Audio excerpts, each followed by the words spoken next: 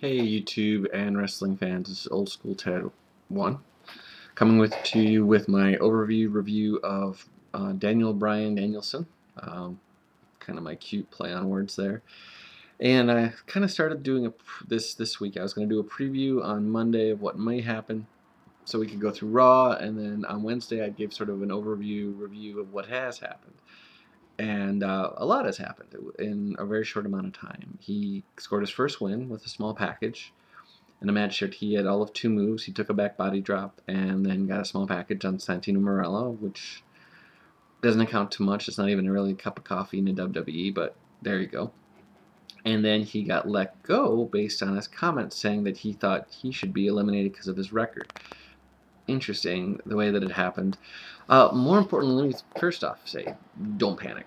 There are so many ways the WWE can really use this, and I mean, think of it this way. Think of all the noise from hate, anger, vitriol, malice that's come up all of a sudden. Suddenly people are paying attention to the WWE and, in a way, NXT. But if they're not careful, they're going to pay attention in the wrong way.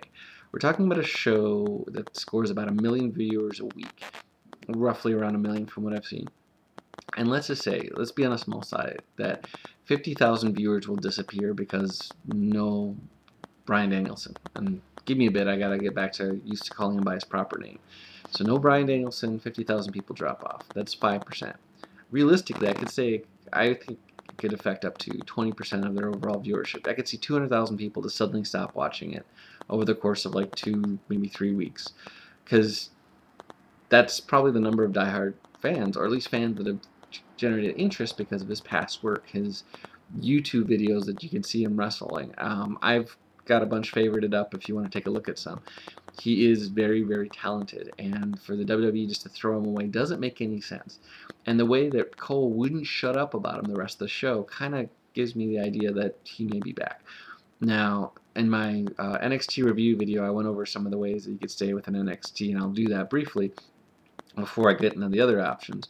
But the easiest one would be to, for next week, you'd have, let's just say, the top 3, which they'd like Otunga so much, it may be Otunga, Barrett, and Justin Gabriel, and then you take the bottom 2 of Heath Slater and Darren Young, and you put them in an elimination match with the 3 guys that have been eliminated so far, and call it a last chance match, and the winner would get to go on.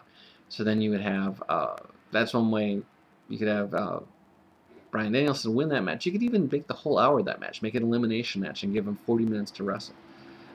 I would watch that. I would mark out to that. Let different people score pins.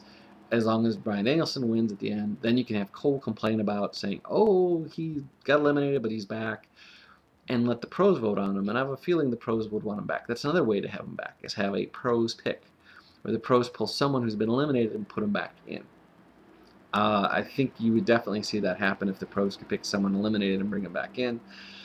I would say the time to panic isn't now. He still has his Twitter page. He's still, I haven't checked the NXT page yet, but I'm willing to bet that they haven't yanked all the stuff out. His end comments, how he said that Daniel Bryan will probably be gone, but Bryan Danielson, and then Striker cut him off, was a really good promo because it kind of teased us, and we want to see Bryan Danielson again.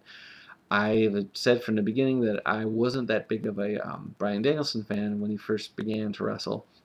And it hasn't been until last year that I've really started to follow his stuff, mainly due to seeing his matches against Kenta on YouTube.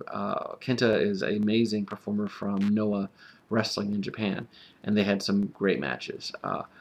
With that being said, the WWE is a business.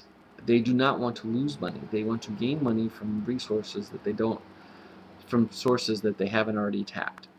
Now, as much as they have your John Cena's and your Randy Orton sort of being big faces who probably sell tons of t-shirts, you do have your diehard wrestling fans, your smarks, however you want to phrase them, who really love certain wrestlers.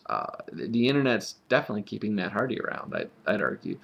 Not that Hardy's not talented, but there's a definitive difference between talent and being able to really work on television well. And I would argue that given the opportunity, Bryan Danielson could make the WWE a lot of money, and they would be very silly to just kick him out in the cold, because they would anger so many fans would leave.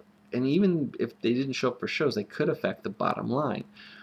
And as a money-making venture, they do not want that. They want to make money. Plus, having doing that, TNA would be silly not to pick them up, because they could immediately grab him, put him on. He'd be a shoo-in for the X Division title, if not a world title run for fairly quickly, probably X Division. Put a few matches with Nigel McGuinness, and you'd have fans. I know I'd buy a TNA pay-per-view to see Nigel McGuinness take on Bryan Danielson, or Desmond Wolfe as he's called. I would pay to see that. I think, not that they're really overly concerned with TNA, but at the same time, burying Bryan Danielson does nothing. Making him seem buried, making a lot of noise, and then bringing him back would get a lot of fans, keep a lot of fans talking, and keep them interested. That's what I think how they'll play it. Now, the easiest way to get him back in, the easiest, in my opinion, is for next Raw to have Miz come out, yell at, Bret Hart to come out. They're going to be in Toronto. Toronto historically has very smart wrestling fans, more than sports entertainment fans. They are wrestling fans. They like their wrestling much more than some other cities out there.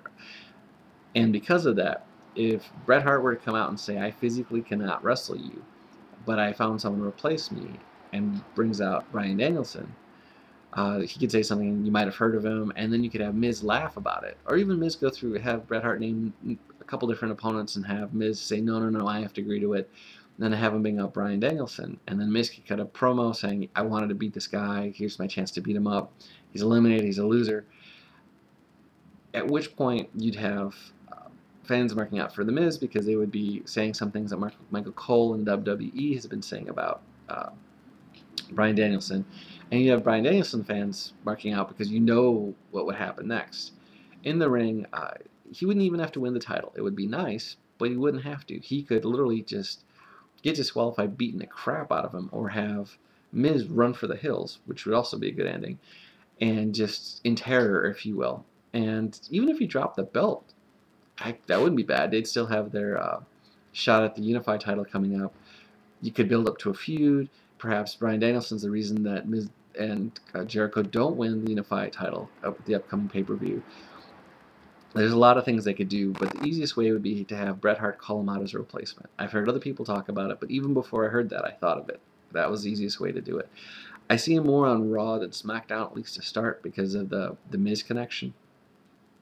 Even on Superstars, you could have him come out, or a way to really get him, another way to introduce him back into NXT, or at least get him over.